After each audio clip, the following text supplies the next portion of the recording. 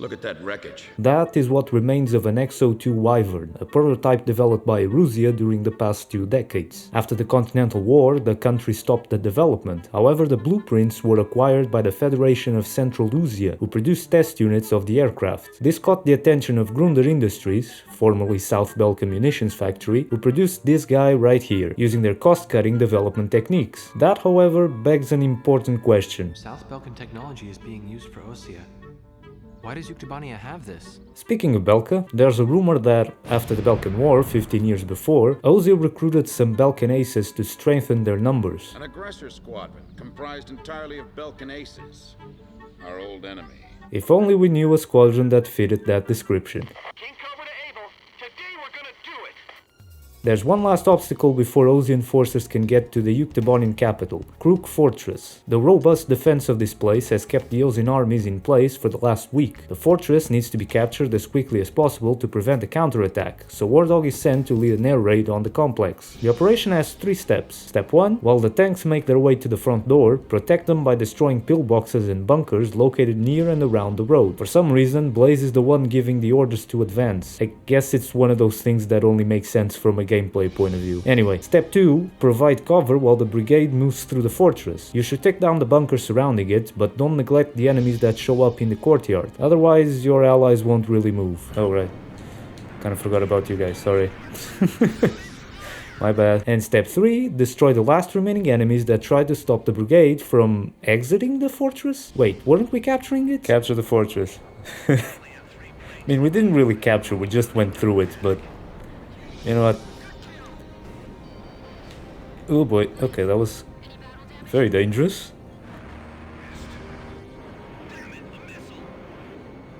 Oh god, then he just, whoa.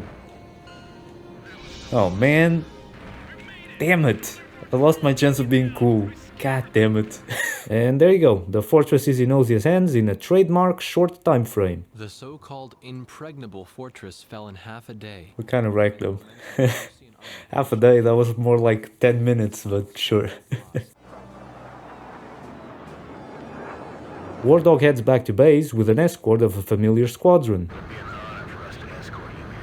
Now, here's what I don't get. By this point, the 8492nd Squadron has been quite present in warDOG's lives, so why in the hell does it take them so long to remember that they're not to be trusted? You would think that a questioning in Central Command would leave a more lasting impression. So, warDOG is cut from any form of outside help and surrounded by Belkan fighters. Now is the time to make a choice. You could return to base by simply flying as fast as you can to the return line in the east. However, this is the mission in a game where nuggets can turn into aces. That's right, all you have to do is down every single enemy fighter surrounding you. It sounds easier than it is, trust me. Captain, we've gotta make it back.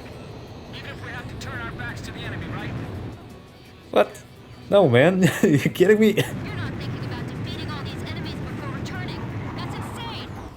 Oh, I'm gonna try. Well, for the most part, if you've played Ace Combat Infinity, you'll probably feel right at home. I know I had some unpleasant flashbacks. Don't forget to take down the jammer aircraft, but be careful, there's still a lot of decoys flying around. I can't see them, is that a real guy?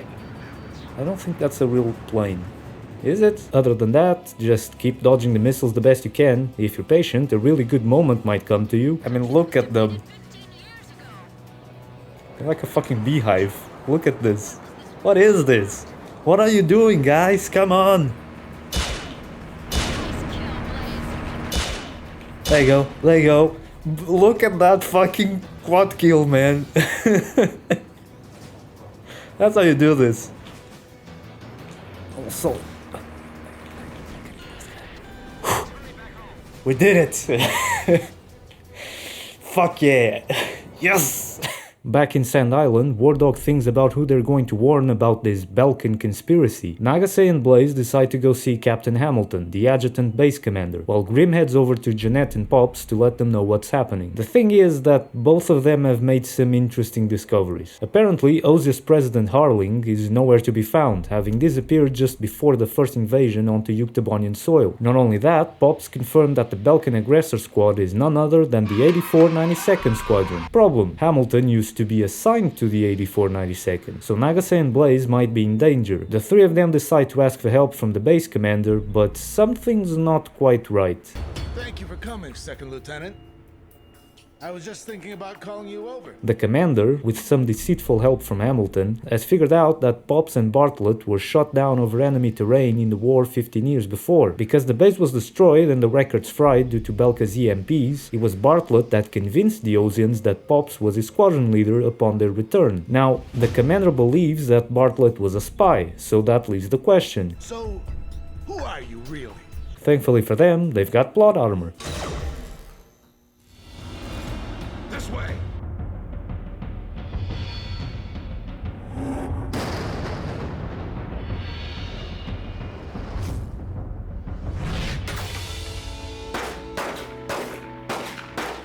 Is the door a spy as well? What are you aiming at, dude? I don't know who it is, but someone's trying to widen the rift between the two countries and keep this war going.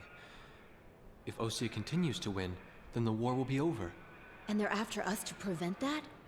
You're kidding! Well, that's a Belkan conspiracy for you. At least they're all back together, but it seems Hamilton has somehow convinced the entire Ozian army that their pillars of morale are actually traitors, and they believed him? He must have maxed out his charisma stat. Their planes are obviously seized, so the final option is to make an escape with a couple of training jets. Okay, let's get out of here. Okie dokie. You don't need to tell me twice. No idea, but they're out of ammo while being pursued by the 84 92nd, so just follow Pops. He seems to have a plan. Are those guys really traitors? I can't believe it. E2, Thunderblockhead? Turns out, Pops is actually a legendary Belkan ace who defected during the last war. That kind of explains how he came up with his escape plan. It consists of using the magnetic interference of the Solo Islands to disable the radars and protect us from enemy missiles. All we have to do is emulate Pop's crazy flying style to break line of sight and escape. Easy, right? I can't believe that these guys just pulled an all-nighter and now they're gonna have to do acrobatic maneuvers. Welp, there's not much going on, so let's check on the 84 92nd. Yep, they're there. And ladies and gentlemen, here we go. This is the moment you were waiting for. The trademark of NEA's combat game, the tunnel flight. Diving into that cave now. Are you all ready for this?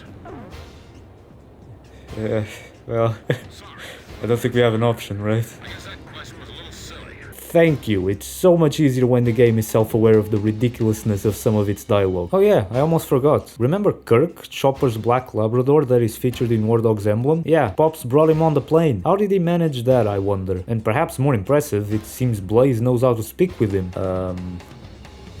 Yes? Okay. Good talk. Okay, time to check on our favorite stalkers again. Still there. Don't worry, they won't be for long, because here comes the big one. A final tunnel to really test your skills flying in tight spaces. Now this is fun. This is unreal! It's insane! The thing that worries me is that this is meant to be the children's course, a tutorial so to speak, for something much scarier that will come later down the line. But hey, I did go through it on the first try. I'm actually proud about that. After all the dodging and weaving, the 84 92nd is gone, but the group is still not in the clear. Straight out of the Ozian carrier Kestrel, here comes Swordsman. Now, I don't exactly know how. Maybe Pops somehow got a hold of the Kestrel before leaving, but he seems to know that he isn't actually an enemy. And sure enough, warDOG is asked to do a pretty wild trust exercise. Trust me. Bail out. He wants us to bail out? What say we trust him then? Jeanette, you first. Okay. Oh, he's really going for it, okay. Wait, Kirk was with them. How the hell did they eject the dog? Well, here we go.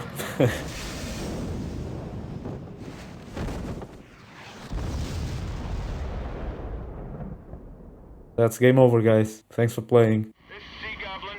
We have found the floating remains of the destroyed aircraft in the water. I don't see any of the crew. It looks like they couldn't eject and sank with their planes. Roger, Sea Goblin. Return to base. All right, let's go.